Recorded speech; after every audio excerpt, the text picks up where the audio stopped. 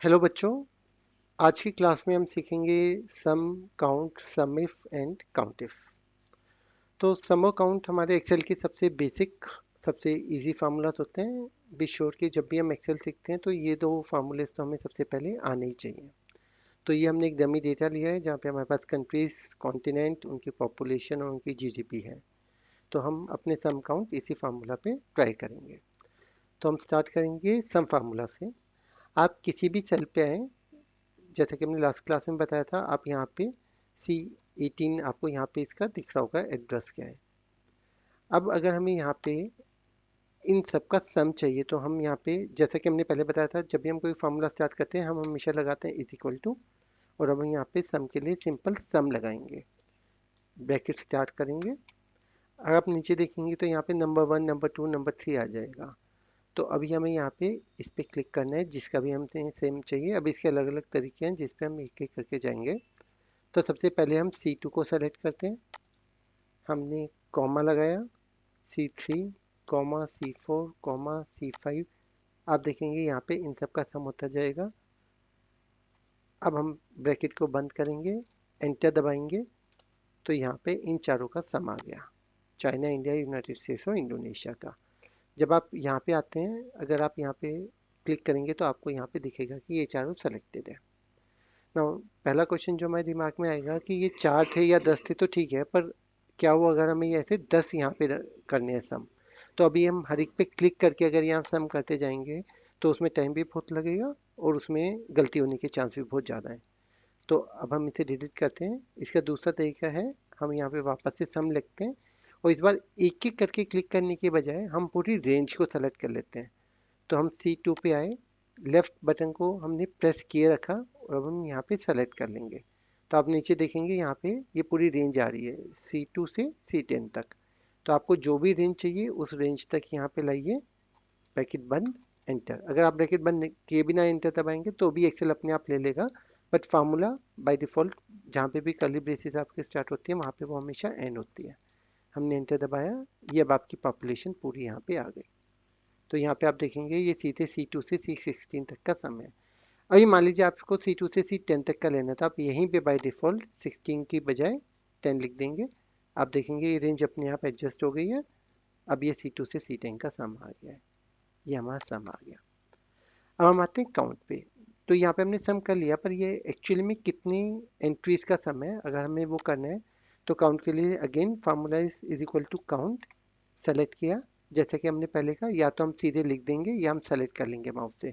तो हम वापस से सेलेक्ट करते हैं, C2 से हमने C16 तक सेलेक्ट किया, ब्रैकेट बंद की, एंटर किया 15।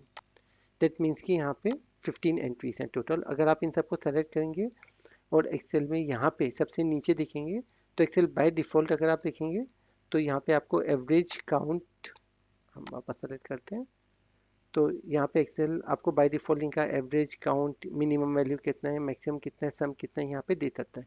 ये क्विक ग्लैंस के लिए, ये कहीं पे सेव नहीं हो रहा डेटा, जब भी हम चेंज करेंगे ये डेटा यहाँ पे चेंज होता रहेगा। पर अगर आपको कहीं पे यूज़ करना है तो आप यहाँ पे फार्मूले को डायरेक्टली यूज़ कर लेंगे। एक बात का ध्यान रखना है कि जब भी हम काउंट यूज़ करते हैं ये सिर्फ न्यूमेरिकल वॉल्यूम्स को काउंट करता है। तो अगर यहाँ पे ये सारी न्यूमेरिकल एंट्रीज हैं तो इसने यहाँ पे 15 दिया। पर अगर हम मान लेते हैं कि यहाँ पे कहीं पे इसकी बजाय से एशिया लिखा हुआ है, तो आप देखेंगे अभी भी काउंट का फार्मूला सेम है, 15 एंट्रीज हमारी सारी हैं, पर क्योंकि उनमें से सिर्फ 14 न्यूमेरिकल एंट्रीज हैं और एक टेक्स्ट एंट्री है, जैसे कि हमने लास्ट उसमें पढ़ा था, आपको ध्यान होगा numerical entries by default right align होती हैं, लेफ्ट एंट्रीज यहाँ पे बाय डिफ़ॉल्ट लेफ्ट में चली जाती है। तो क्योंकि यहाँ पे ये आ गई है टेक्स्ट एंट्री, इसलिए यहाँ पे इसने अपने आप 14 कर दिया। अभी कई बार आपको जरूरत हो सकती है कि ओके मुझे काउंट करना है, पर मुझे न्यूमेरिकल एंट्रीज को भी काउंट करना है और टेक्स्ट एंट्रीज को भी काउंट करना है। उसके लिए हम फार्मूला लगा सकते हैं काउंट ए। जब हम काउंट ए करेंगे, अब हम सेलेक्ट करेंगे तो ये न्यूमेरिकल एंट्रीज को भी काउंट करेगा और टेक्स्ट एंट्रीज को भी काउंट करेगा। आप देखेंगे अब यहाँ पे अंतर 15 आया। तो ये काउंट है विच इज़ 14, और अगर हम काउंट ए करेंगे तो ये आ जाएगा 15। सिमिलरली कई बार क्या होता है कि हमारे पास कुछ डेटा ब्लैंक होता है। अब मेरे पास ये रेंज है, पर इसमें दो बीच में अगर आप देखेंगे सेल्स हैं वो ब्लैंक है। अगर मुझे यहाँ पे कैलकुलेट करना है कि मैं कितनी सेल्स ब्लैंक है, तो उसके लिए फार्मूला होता है काउंट ब्लैंक। काउंट ब्लैंक, जैसा कि नाम से ही पता चल रहा है, जब भी हम काउंट ब्लैंक पे क्लिक करेंगे ये आपको सीधे काउंट ब्लैंक आप सेलेक्ट करेंगे, ये आपको उस रेंज में जितनी भी ब्लैंक एंट्रीज होंगी ये उन्हें शो कर देगा। तो ये हमारा हो गया count blank. I hope this is clear. अभी हम इसे वापस करते हैं। तो यहाँ पे हमने देखा था कि ये है हमारा सम और ये हमारा काउंट। अभी जब भी आप कोई जैसे आप टेस्ट देते हैं, आपको चाहिए होता है कि मेरे एवरेज नंबर कितने आए, तो उसके लिए एक फार्मूला सिंपल होता है एवरेज का। आप यहाँ पे आके लिखेंगे इज इक्वल टू एवरेज और इसे सेलेक्ट कर लेंगे पूरे को, तो ये बाय डिफ़ॉल्ट आपको इसकी सीधी एवरेज दे देगा। तो अगर आपके 5 सब्जेक्ट हैं, आपके नंबर आए हैं हर सब्जेक्ट में 80, 90, 70, आपको उसकी एवरेज निकालनी है, तो आप सीधे उस रेंज को सेलेक्ट करके यहाँ पे इज इक्वल टू एवरेज कर देंगे। इसका दूसरा तरीका है एवरेज निकालते कैसे। एवरेज निकालते हैं हम सम डिवाइडेड बाय काउंट। तो अगर आपके एक सब्जेक्ट में 80 नंबर है, एक में 90, एक में 70 और कोई आपसे पूछते हैं एवरेज कितना है, तो आप क्या करते हैं कि आप इन तीनों का सम करते हैं। तो आप यहाँ पे करेंगे इज इक्वल टू सम, इस रेंज को सेलेक्ट करेंगे 240। आपके टोटल सब्जेक्ट कितने हैं ऊपर 3, तो आपकी एवरेज कितनी आ जाएगी 240/3 विच इज़ 80। सिमिलरली यहाँ पे जैसे आपकी एवरेज आई, तो एक तो आप डायरेक्टली एवरेज का फार्मूला लगा सकते हैं, दूसरा आप जो हमने सम निकाला था उसे काउंट से डिवाइड करके सीधे कर सकते हैं।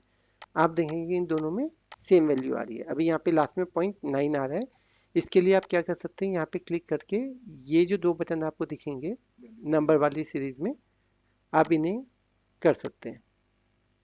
अभी यहाँ पे थोड़ा सा हमारा गैप आया, तो हम चेक करते हैं कि हमारा गैप क्यों आया। यहाँ पे हमने पूरी की रेंज नहीं ले रखी, तो हमने यहाँ पे पूरे को रेंज लिया। अभी हमारा क्या, आप ये देखेंगे अभी हमारी दोनों वैल्यूज बिल्कुल मैच कर रही है।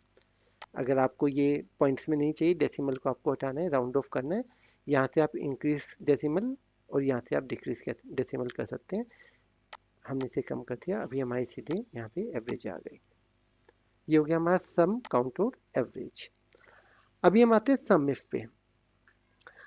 क्या हो अगर कोई हमें बोले कि ओके मेरे पास ये पूरा डेटा है, पर मुझे सिर्फ एशिया कॉन्टिनेंट की कंट्रीज का सम चाहिए, मुझे नॉर्थ अमेरिका, यूरोप, इन सबको इग्नोर करना है। तो हम यहाँ पे अभी के लिए एशिया लिख देते हैं। अभी हमें चाहिए कि पॉपुलेशन जहाँ पे कॉन्टिनेंट एशिया हो, तो ऑब्वियसली एक तरीका तो है, आप बोलेंगे कि हम यहाँ पे क्लिक करके एशिया का सम करेंगे, comma Asia, comma Asia, comma Asia, comma Asia, comma Asia, comma Asia, और हम इसे एंटर करेंगे तो हमारा आ जाएगा। पर जैसे कि हमने पहले बोला है, इसमें टाइम भी बहुत लगेगा, गलती के चांस भी जाते हैं, और कई बार जब ये डेटा फिर भी छोटा है, जैसे जैसे आप एडवांस एक्सेल में काम करेंगे आपके पास thousands of lakhs of rows of data होंगे, तो वहाँ पे फिजिकली प्रैक्टिकली पॉसिबल ही नहीं है कि आप इन सबको सेलेक्ट कर पाएँ। तो वहाँ पे हम क्या यूज़ करेंगे, काउंट इफ को। काउंट इफ हम कैसे यूज़ करेंगे, is equal to count if bracket start. Count if के अगर आप देखेंगे तो यहाँ पे 2 क्राइटेरिया होते हैं, रेंज कॉमा क्राइटेरिया। सबसे पहले हमें रेंज सेलेक्ट करनी है, हमें किस रेंज में जो हमारी कंडीशन है वो चाहिए, तो हमारी रेंज है ये, हमें इस रेंज में कॉमा क्राइटेरिया क्या है हमारा एशिया, तो ये हमें बता देगा कि इस रेंज में हमारा कितनी बार एशिया है। तो आप देखेंगे हमारा 7 बार एशिया है, 1 2 3 4 5 6 7। इजी करने के लिए हमने बैकग्राउंड कर देते हैं, तो इसने अपने आप काउंट कर लिया कि हमारा एशिया कितनी बार है। अब हमें चाहिए कि हमें पॉपुलेशन कितनी है एशिया की, तो हम यूज़ करेंगे काउंट सम एफ। अब हम यहाँ पे क्या करेंगे, is equal to sum F bracket start. यहाँ पे आप देखेंगे इसके 3 पैरामीटर होते हैं। सबसे पहले आपको रेंज सेलेक्ट करनी है, हमने रेंज सेलेक्ट किया B2 टू B16, कोमा इसमें क्या क्राइटेरिया है हमारा। तो हम इसके 2 तरीके हैं, या तो हम सीधे यहाँ पे क्राइटेरिया को लिख देते हैं एशिया। एक बात का ध्यान रखना है, जब भी हम टेक्स्ट को लिखते हैं वो हमें उसे डबल कोट्स के बीच में लिखना होगा। तो हम यहाँ पे डबल कोट्स के बीच में एशिया लिख दिया हमने यहाँ पे। अगर हम ये डबल कोट नहीं लगाएंगे तो फार्मूला एरर थ्रो कर देगा। तो अभी तक हमने क्या किया, सम इफ रेंज, रेंज में हमारा क्राइटेरिया क्या है एशिया, कॉमा जहाँ पे भी ये कंडीशन वैलिड होती है वहाँ पे किस चीज़ का सम चाहिए, तो यहाँ पे हमें पॉपुलेशन का सम चाहिए, हमने पॉपुलेशन सेलेक्ट की, एंटर। आप देखेंगे ये दोनों वैल्यूज एकदम सेम है। तो ये हो गया हमारा सम इफ। अभी इस मामले में प्रॉब्लम क्या है, अब अगर हमें यहाँ पे मान लीजिए यूरोप का चाहिए, साउथ अमेरिका का चाहिए, तो अभी आपने ये एशिया का निकाल लिया, अब मुझे यूरोप का चाहिए, तो मैं क्या करूँगा, मैं इसी फार्मूले को कॉपी करूँगा, यहाँ पे कंट्रोल सी, यहाँ पे आए कंट्रोल वी किया, और फार्मूले में एशिया की जगह अभी हमने यूरोप लिख दिया। अभी हमें यूरोप का दे रहा है। सिमिलरली अगर हमें नॉर्थ साउथ अमेरिका का चाहिए, हमने साउथ अमेरिका किया और इसी फार्मूले को कॉपी किया, यहाँ पे पेस्ट किया, और यहाँ पे बीच में जो हमारा साउथ अमेरिका था हमने यूरोप की जगह साउथ अमेरिका लिख दिया। पर ये यहाँ तक तो ठीक है, पर अगर ये बहुत सारे हमारे कॉन्टिनेंट हुए या डेटा में हमारे कुछ और चीज़ है तो ये बहुत मुश्किल हो जाएगा। तो उसके लिए जो रिकमेंडेड मेथड है उसमें हमें एशिया को डिलीट कर देते हैं और हम एशिया की बजाय सेल का रेफरेंस दे देते हैं। एशिया यहाँ पे हमने लिखा हुआ है सेल B23 में, हमने यहाँ पे B23 क्लिक कर दिया। तो अभी आप फार्मूला देखिए, ये कह रहे हैं सम if B22 B16, B22 B16 ये हमारी कंडीशन रेंज है। इसमें अगर B23 है, B23 पे अभी एशिया लिखा है, अगर यहाँ एशिया है तो हमें सम करना है C22 C16 का, C22 C16 का। हमने एंटर दबाया, आपका आंसर यही हुआ। अभी इस फार्मूले में अच्छी बात क्या है कि अब अगर मैं इसी फार्मूले को कॉपी करूँगा, यहाँ पे इसे मैं कॉपी करता हूँ, अब यहाँ हम पेस्ट करेंगे, पेस्ट करेंगे, तो अभी आप देखेंगे जब हम पेस्ट करते हैं तो हमें रेंज नीचे आ गई है। रेंज नीचे क्यों आ गई है, क्योंकि हमने यहाँ पे सेल्स को फ्रीज नहीं किया है।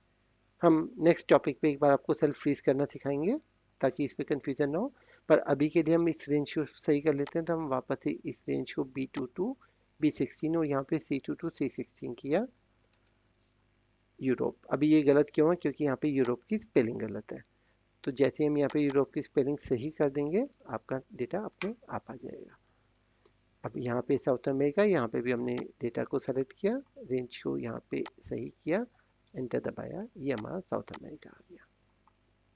आप लोगों के लिए प्रैक्टिस के लिए ये जो फाइल है हम इसे शेयर ड्राइव पे सेव कर देंगे और इसका लिंक आपको वीडियो के नीचे मिल जाएगा। तो आपको प्रैक्टिस करनी है तो आप इससे फाइल को डाउनलोड करके इसके ऊपर अपनी प्रैक्टिस कर सकते हैं।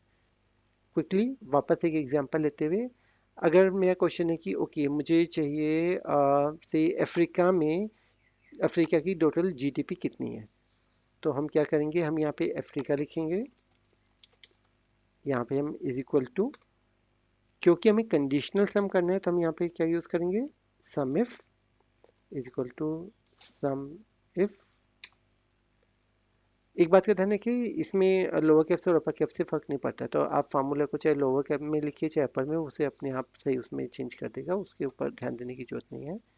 तो हमने सम इफ किया, अभी हमें कॉन्टिनेंट चाहिए तो कॉन्टिनेंट की रेंज सेलेक्ट की, कॉमा इसमें क्या लिखा हो अफ्रीका सेलेक्ट किया, सम रेंज, अभी हमें कौन सी रेंज को सम करना है, इस रेंज को, एंड ब्रैकेट ओवर एंटर, ये आपका आंसर आ गया। तो आपके 510 मिलियन थे। यहीं पे अफ्रीका की बजाय हम एशिया लिख देंगे तो हमें एशिया की जीडीपी का सम आ जाएगा। अगर हम यहाँ पे यूरोप लिख देंगे तो हमें यूरोप का सम आ जाएगा। I hope this is clear. आप लोग इस फाइल को डाउनलोड कीजिए, कोई भी प्रैक्टिस कीजिए, और अगर कुछ भी डाउट होता है तो अपने सर से कांटेक्ट कीजिए। Thanks. Hello everyone, welcome back. अब हम सीखेंगे डेटा सॉर्ट करना और उसकी रैंक निकालना। तो हम सेम डेटा सेट यूज़ करेंगे जो हमने सम एफ काउंटिफ के लिए यूज़ किया था। अभी आप ये डेटा सेट देखेंगे और यहाँ कॉन्टिनेंट देखेंगे तो आप देखेंगे कि कॉन्टिनेंट में डेटा बीच बीच में है, तो एशिया यहाँ पे है, फिर बीच में है, फिर बीच में अलग हुए हैं। तो फर्स्ट ग्लैंस में आपको एक साथ डेटा अच्छे से नहीं दिखता। अभी हमारी रिक्वायरमेंट है कि हमें डेटा को बाय डिफ़ॉल्ट इसे सॉर्ट कर देना है ताकि एशिया एक साथ आ जाए, नॉर्थ अमेरिका एक साथ आ जाए, ताकि हमें डेटा को इवैल्यूएट करने में, देखने में आसानी हो। इसके लिए हम क्या करेंगे, सबसे पहले हम डेटा को सेलेक्ट करेंगे। तो हमने यहाँ पे माउस से डेटा को सेलेक्ट कर लिया।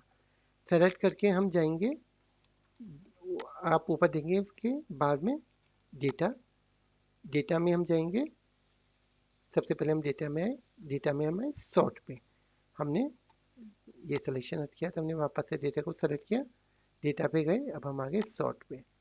हमारी सॉर्ट विंडो खुल गई है। सॉर्ट विंडो में आप देखेंगे यहाँ पे हमारे पास 3 ऑप्शन है। सबसे पहले हमने कहा कि कौन सी कॉलम से सॉर्ट करना है। आप देखेंगे ऑलरेडी जो भी हेडिंग है वो हमें दिखा रहा है, कंट्री, कॉन्टिनेंट, पॉपुलेशन और जीडीपी। हमें अभी चाहिए कॉन्टिनेंट से, तो हमने कॉन्टिनेंट से कर दिया। सेकंड सॉर्ट ऑन, यहाँ पे भी आपके पास अलग अलग ऑप्शन होते हैं। आपको वैल्यू से करना है, सेल के कलर से करना है, फॉन्ट कलर क्या है उससे करना है, या कंडीशनल फॉर्मेटिंग से, जो हम बाद में देखेंगे। अभी के लिए क्योंकि ये टेक्स्ट है तो हम इसे छोड़ देते हैं। सेकंड है आपको असेंडिंग चाहिए, डिसेंडिंग चाहिए। तो अभी हमने असेंडिंग किया A to Z, Z to A। तो अभी हम A to Z करते हैं और हम सॉर्ट करने के लिए ओके पे क्लिक करेंगे। आप देखेंगे तो ये डेटा सारा अल्फ़ाबेटिकली सॉर्ट हो गया। सबसे पहले एशिया, अफ्रीका, उसके बाद Asia, Europe, north America and south America, alphabetical order में। सिमिलरली अगर हमें इस डेटा को सॉर्ट करना है, हम वापस से सॉर्ट पे गए, अगर मैं Z to A कर दूंगा तो अभी ये रिवर्स हो जाएगा। सबसे पहले साउथ अमेरिका, फिर नॉर्थ अमेरिका, फिर यूरोप। अभी हम ओके पे क्लिक करते हैं। आप देखेंगे ये डेटा हमारा पूरा सॉर्ट हो गया यहाँ पे। सिमिलरली अगर हमें पॉपुलेशन से सॉर्ट करना है, तो हम डेटा को सेलेक्ट किया, सॉर्ट किया। हमने सॉर्ट कॉलम में सॉर्ट बाय कॉन्टिनेंट है, कॉन्टिनेंट की बजाय हमने पॉपुलेशन सेलेक्ट कर लिया।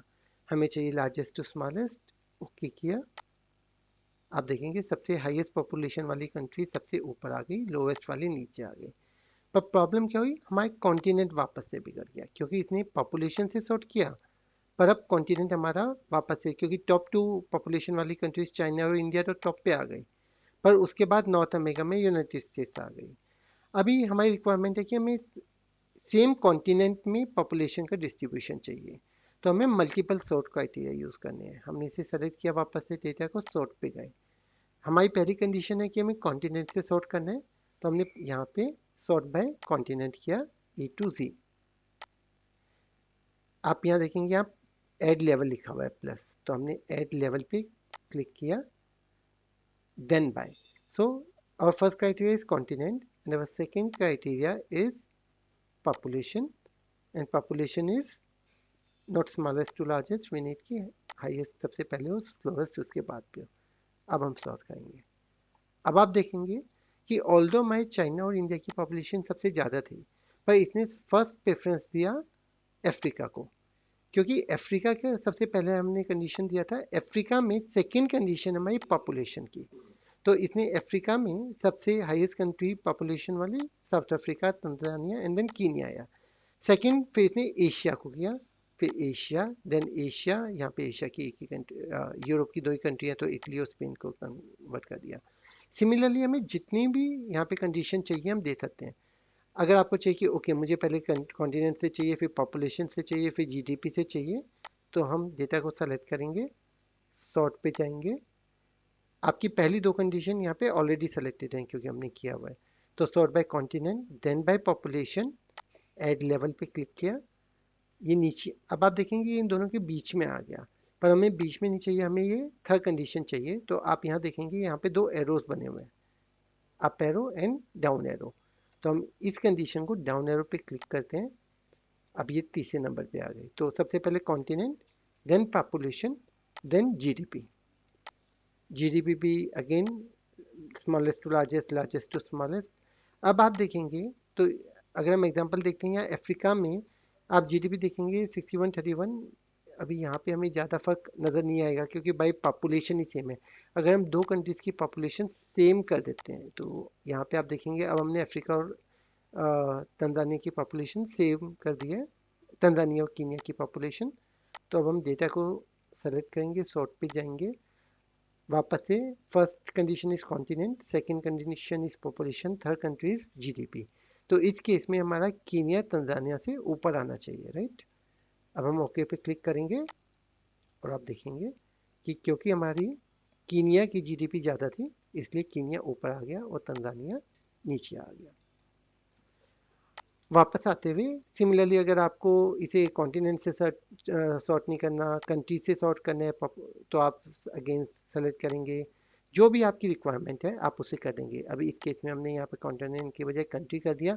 अभी आपको ये दोनों सेकंड और थर्ड कंडीशन चाहिए ही नहीं है। तो हमने सेकंड थर्ड पे क्लिक किया और आप यहाँ देखेंगे यहाँ डिलीट लेवल आ जाएगा।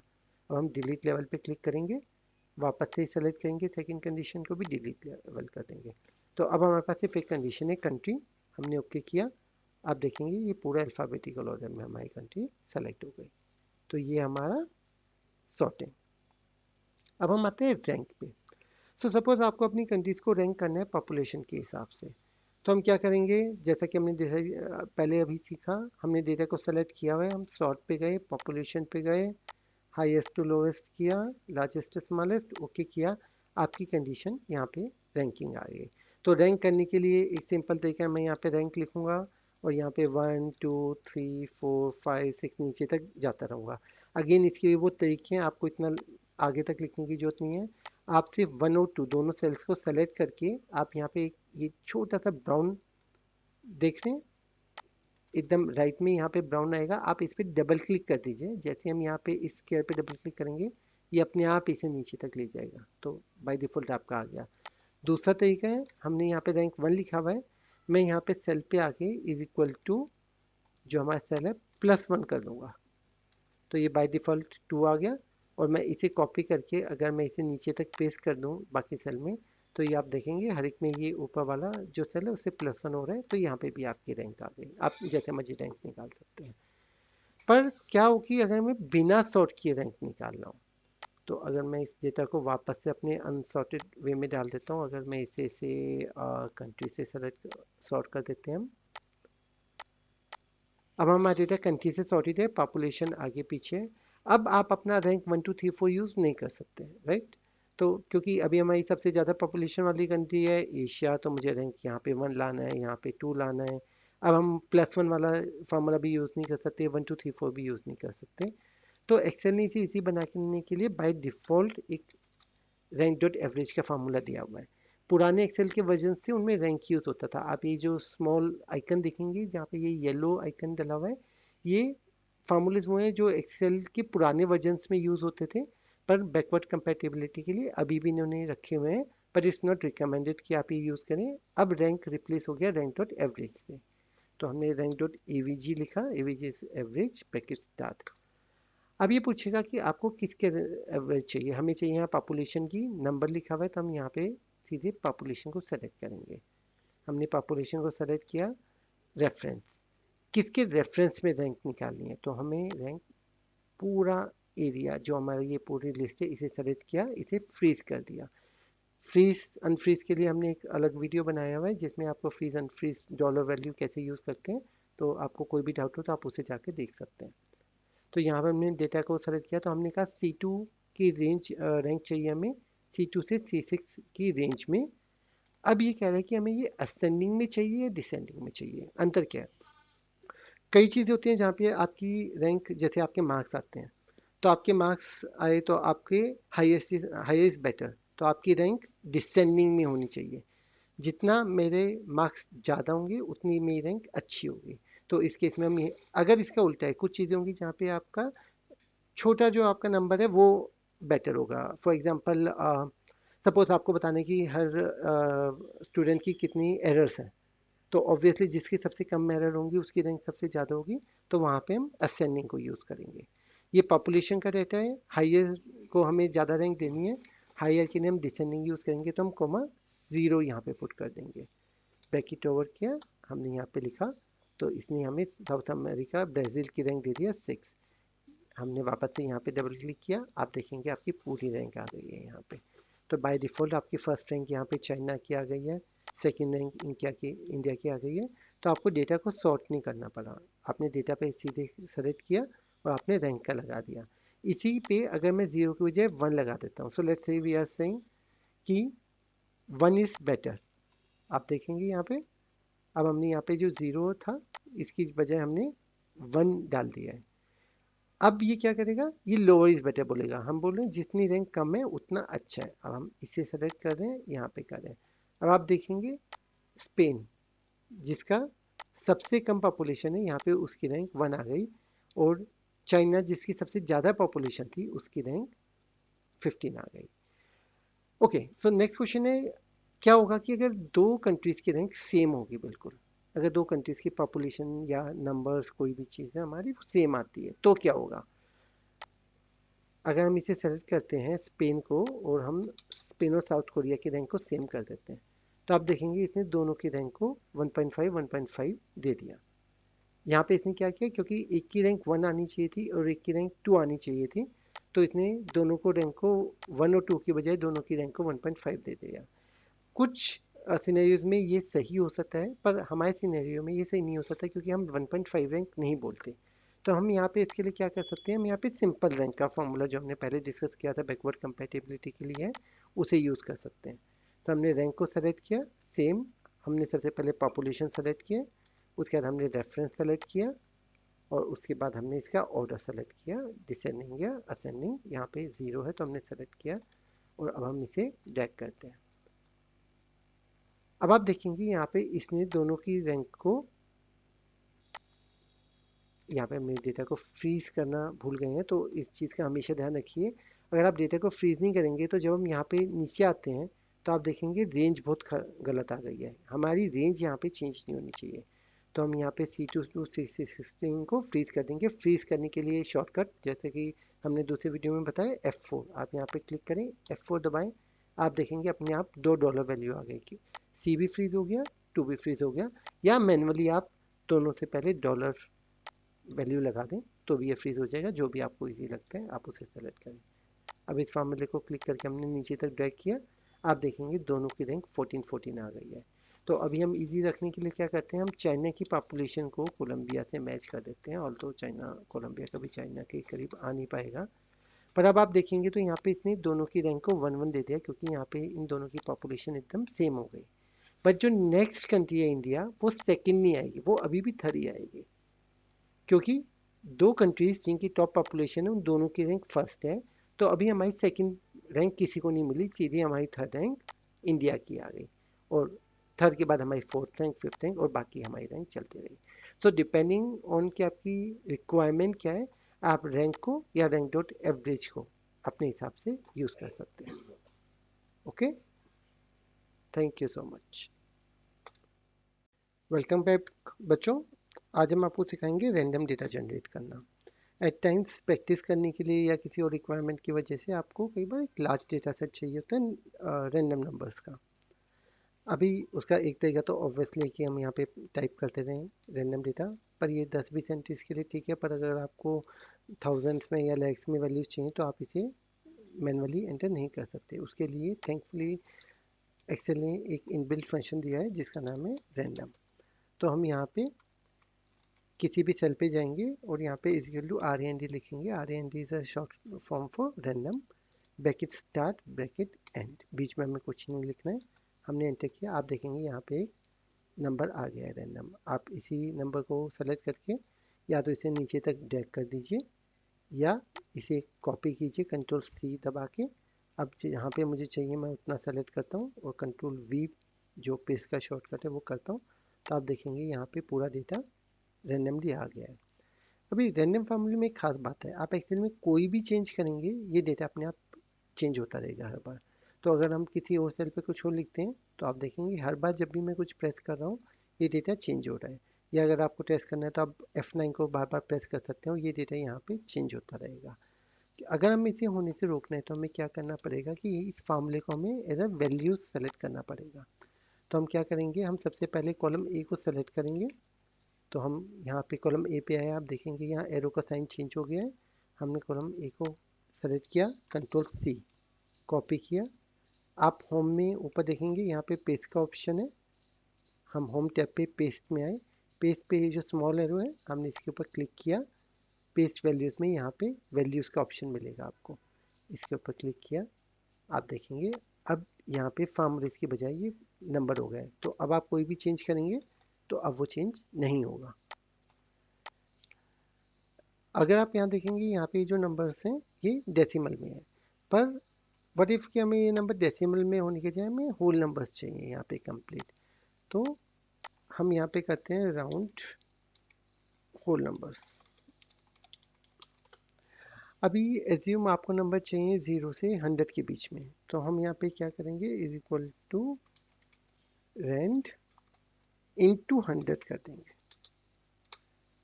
अब आप देखेंगे अगर मैं इसे ड्रैग करता हूँ तो आपके जो भी नंबर हैं वो 0 से 100 के बीच में आए हैं। सिमिलरली अगर मैं इसे 100 के बजाय 1000 कर दूंगा तो अब आपके नंबर्स जो भी आएंगे वो 0 से 1000 के बीच में आएंगे। पर एक प्रॉब्लम अभी भी है, ये कम्प्लीटली रैंडम होल नंबर्स नहीं है क्योंकि इसमें डेसिमल पॉइंट्स हैं। अगर हमें इसे डेसिमल पॉइंट्स में को हटाना है तो हमें यहाँ पे यूज़ करना पड़ेगा round function. Round function in numbers को राउंड ऑफ करके नियरेस्ट होल नंबर पे ले जाएगा।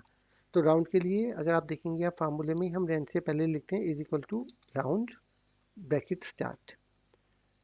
अब हमारा ओरिजिनल फार्मूला है range bracket star end into 1000 और लास्ट में हम कॉमा ज़ीरो लगा देंगे। कॉमा ज़ीरो में बताता है कि जब हम राउंड करते हैं तो हमें कितने डेसिमल डिजिट्स तक राउंड ऑफ करना है। यहाँ पे क्योंकि हमें कम्प्लीटली एक कंप्लीट होल नंबर या नेचुरल नंबर चाहिए तो हम इसे 0 डेसिमल प्लेसेस तक करते हैं। तो हमने इसे 0 किया, एंटर किया। अब आप देखेंगे यहाँ पे 670 आ गया। अभी मैंने इसे ड्रैग किया। अब आप देखेंगे यहाँ पे डायरेक्टली ये नंबर सारे 0 से 1000 के बीच में आ गए हैं और सारे नंबर्स कम्प्लीटली होल नंबर्स हैं, कहीं पे भी डेसिमल पॉइंट्स नहीं है। सिमिलरली जैसे हमने देखा अगर आपको 0 से 10,000 के बीच में चाहिए, हम यहाँ 1000 के बजाय 10,000 कर देंगे। इसे ड्रैग करेंगे या इसे कॉपी करेंगे, सेलेक्ट करके पेस्ट कर देंगे। अब हमारे 0 से 10,000 के बीच में आ गया। I hope this is clear till now. अभी कुणाल सर एक क्वेश्चन पूछ रहे हैं कि अगर हमें 500 से 1000 के बीच में चाहिए तो क्या करेंगे, क्योंकि जब हम यहाँ पे 1000 लिखते हैं तो ये हमारे 0 से 1000 के बीच में आ जाते हैं। पर कुणाल सर को चाहिए कि यहाँ पे नंबर 500 से 10,000 के बीच में आए।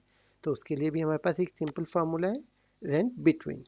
हम सिंपल क्या करेंगे, हम यहाँ पे यूज़ करेंगे रेंट बिटवीन फंक्शन को। Is equal to rand between. अब आपको कितना चाहिए, 500 से 1000 के बीच में। आप यहाँ पे स्टार्टिंग नंबर लिख देंगे, उसके बाद यहाँ पे एंड नंबर लिख देंगे। आप एंटर दबाएंगे और अब हम इसे प्रेस करते हैं। ये बाय डिफ़ॉल्ट आपके जितने भी नंबर्स हैं वो 500 से 1000 के बीच में आ गए। सिमिलरली आपको 900 से 1000 के बीच में चाहिए, आप स्टार्टिंग नंबर को 9000 कर दो, एंडिंग नंबर को 1000 रखो। आप इस तरीके से कोई भी डेटा सेट जनरेट कर सकते हैं। अगेन अच्छी बात यह है कि अभी आपको चाहे 10 एंट्रीज चाहिए, चाहे 100 एंट्रीज चाहिए, चाहे लाख एंट्रीज चाहिए, मैं इसे कॉपी करके नीचे जितना भी नीचे आ जाऊं और मैं यहाँ तक पेस्ट करता हूँ। सेम मुझे 100 एंट्रीज चाहिए, मैं यहाँ 100 रो तक आके कंट्रोल वी दबा के पेस्ट कर रहा हूँ। आप देखेंगे मेरे पास ये सारी रैंडम एंट्रीज आ गई हैं। और जैसा कि हमने पहले कहा, हम इन्हें कॉपी करेंगे और वैल्यूज़ में पेस्ट कर देंगे। इसका दूसरा शॉर्टकट होता है, आप यहाँ पे जब इसे सेलेक्ट करते हैं तो आप कंट्रोल सी दबाएंगे और कंट्रोल सी दबा के आप ऑल्ट ई एस वी भी दबा सकते हैं। जब आप ऑल्ट ई एस दबाते हैं तो यहाँ आपके पास पेस्ट स्पेशल आ जाता है। अगर आप देखेंगे यहाँ पे पेस्ट स्पेशल का विंडो खुल जाएगा। आपको यहाँ पे वैल्यूज़ पे क्लिक कर देना है। हमने इसे वैल्यूज़ पे क्लिक किया और ओके पे क्लिक किया। अब आपके ये सारे नंबर चेंज हो गए। अब आप देखेंगे हमारा जो कॉलम बी है वहाँ पे अभी भी फार्मूले लगे हुए हैं, कॉलम सी नंबर है। तो अब मैं जब भी कोई चेंज करता हूँ एक्सेल फाइल में, आपका कॉलम बी चेंज होता है पर आपका कॉलम सी चेंज नहीं होता, क्योंकि कॉलम सी में हमने फार्मूला हटा के नंबर रख दिया है। I hope this is clear. अब हम आते हैं नेक्स्ट पे। अभी लेट्स से हमारी रिक्वायरमेंट है कि हमें 10 रैंडम फ़ोन नंबर्स चाहिए। So just think for 5 seconds कि आप इसे कैसे करेंगे।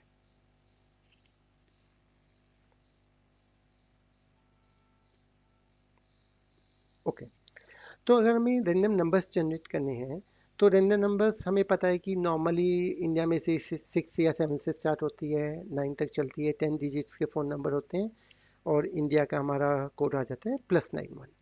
तो हम यहाँ पे क्या करेंगे, हम सिंपल सबसे पहले लिखेंगे +91। क्योंकि हमें फार्मूले में +91 लिखने हैं तो फार्मूले में जब भी हमें कोई टेक्स्ट चाहिए होता है हम उसे क्या करते हैं, डबल कोट्स के बीच में लिख देते हैं।